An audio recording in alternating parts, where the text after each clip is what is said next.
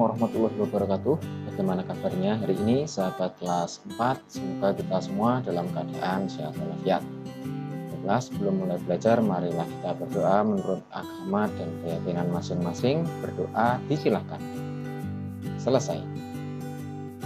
Sahabat kelas 4, hari ini kita akan belajar tentang cita-cita dari tokoh pada zaman kerajaan.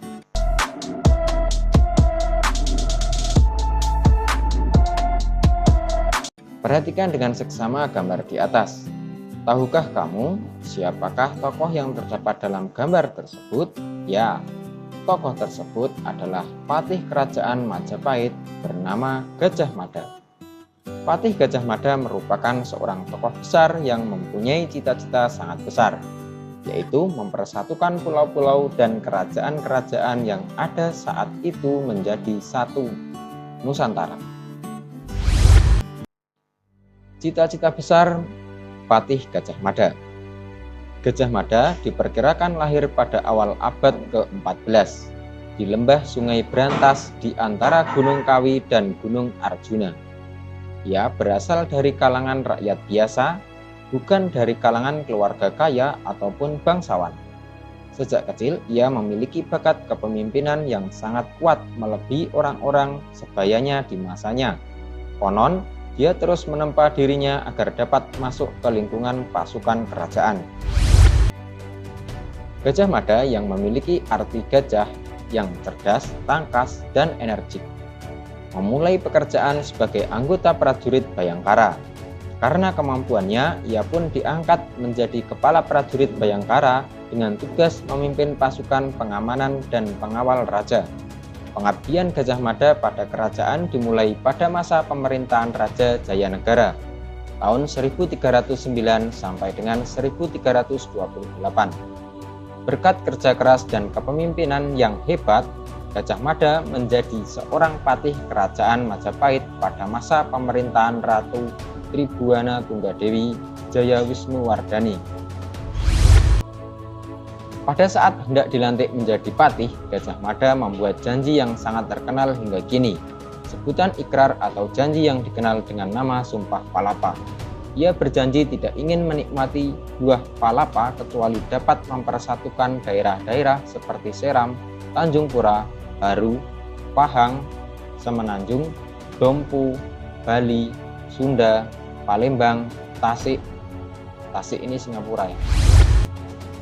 Janji atau ikrar yang ia upayakan untuk terwujud dengan menyatukan wilayah tersebut menjadi wilayah Nusantara. Saat itu wilayah Nusantara lebih luas dari wilayah negara Indonesia saat ini. Saat itu wilayah Nusantara meliputi seluruh Semenanjung Melayu, Malaysia dan Singapura, Sumatera, Jawa, Kalimantan, Sulawesi, Sunda Kecil, Bali, Maluku, Papua, hingga wilayah Darwin, Australia ini Darwin. Nah, selanjutnya kita tuliskan peta pikiran mengenai kehidupan Gajah Mada. Mulai dari asal-usul. Asal-usulnya tadi bagaimana? Ya, berasal dari kalangan rakyat biasa, bukan dari kalangan keluarga kaya ataupun bangsawan. Kemudian perjalanan karirnya mulai dari anggota prajurit Bayangkara, kemudian diangkat menjadi kepala prajurit Bayangkara dengan tugas memimpin pasukan pengamanan dan pengawal raja. Karena prestasinya bagus, akhirnya beliau diangkat sebagai patih. Dan cita-citanya ya menyatukan wilayah menjadi wilayah Nusantara. Sikapnya pantang menyerah, ulet, dan pemberani. Nah, selanjutnya kita bahas tugas kelompok ya yang ada di buku tema. Dimulai dari ini kelompok, bentuklah kelompok yang terdiri atas 3 orang. Cari informasi dari 2 teman sekolahmu tentang suku atau asal daerah mereka. Kemudian dicari gambarnya ya sebanyak-banyaknya mengenai suku tersebut. Nah, ini contoh alternatifnya, cara mengerjakannya itu demikian. Nah, misalnya Dinda asal daerah Jakarta ya. Kemudian bahasa daerahnya mesti bahasa Betawi, pakaian adatnya pakaian adat Abang Danone, rumah adatnya ya rumah kebaya. Kemudian kebiasaan adat ya, yakni mengajarkan seni bela diri silat mulai dari anak-anak hingga orang dewasa. Nyambat, yakni kebiasaan turun-temurun mengajak orang lain gotong royong dalam menyelesaikan suatu pekerjaan. Contoh yang lain namanya sari misalnya, asal daerah Bangka, bahasa daerahnya Melayu Bangka. Pakaiannya aisan gede, rumah adatnya rumah rakit, rumah limas. Kebiasaan adatnya, ini ada kebiasaan adat nganggung 1000 dulang ya. Tradisi ini adalah warisan budaya yang telah turun-temurun untuk mengingat kebiasaan nenek moyang makan dulang bersama.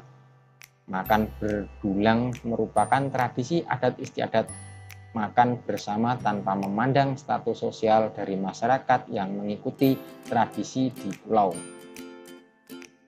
Nah, itu tadi contoh alternatif mengerjakan tugas kelompoknya ya. Nah, ini bisa di pause dulu kalau mau dicatat. Nah, selanjutnya bisa kita simpulkan, meskipun kita berbeda suku bangsa dan budaya, justru itu merupakan kekayaan yang harus dilestarikan dengan persatuan menjadikan bangsa kita itu kuat. Nah, sekian kegiatan pembelajaran pada hari ini. Selanjutnya soal latihan bisa dikerjakan pada kolom deskripsi. Mohon maaf bila ada salah kata. Wassalamualaikum warahmatullahi wabarakatuh. Salam literasi.